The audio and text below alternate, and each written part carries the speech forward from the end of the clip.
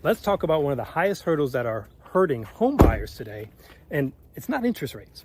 There's a massive affordability issue in our country today, and it's due primarily to the gap between our income and the housing prices, and this has been going on for some time. Now, I can show you how even in the past, having a higher interest rate didn't make it as difficult as buying a home is today. At the end of this, I'll share with you 3 different things that you can do as a home buyer to help this situation. So what do I mean when I talk about it being an affordability issue?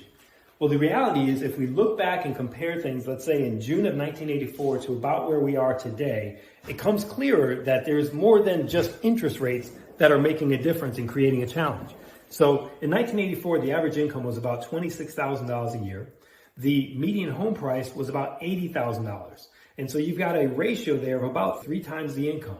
On top of that, if we're looking at buying a home, putting 20% down, that's $16,000 that would be needed. So it's less than the one-year household income.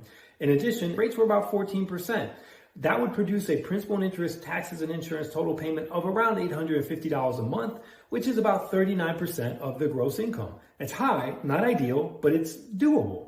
Now, if we jump to where we are today, 2024, the average income is about $65,000 a year. Now, it varies in different places, different parts of the country, but that's about the national average. The housing price is about $420,000. So now you've gone from about 3 times your income to now 5.5 times your income. In addition to that, if you're looking at 20% down, that's $84,000 compared to a $65,000 annual income. Again, more than the annual income. Lastly, 7% interest rate. Sounds great compared to 14, right? It's half. However, your monthly payment now is about $2,830, which comes out to a whopping 52% of your gross income. So it's unattainable. You cannot qualify with that in most cases. Solutions? Well, there's a few. One is adjusting expectations. And I know that sounds terrible, but the reality is the next home you buy is probably not going to be the last home you buy. And so realizing that maybe you can get into something that needs a little bit of work and allow it to grow in equity and value while you're in it, that is one of the ways you build wealth.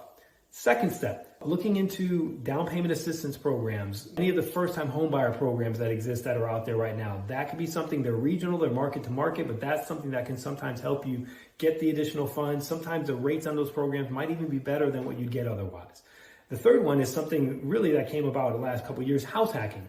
Looking at maybe getting a duplex or a triplex, buying it as a primary residence where you'll live in one of the units and then renting out the other 1 or 2 units.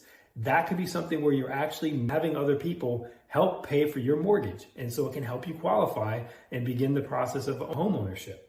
So one bonus I would add to that is new construction. If you have new construction in your market, it's worth exploring. They will often have incentives tied to the builders that will be able to help you with the interest rates and other aspects to it to make it more affordable. And you may find something that's nicer than you would going elsewhere. I hope this helps. If there's more questions or anything I could do, please reach out. Love to be a resource.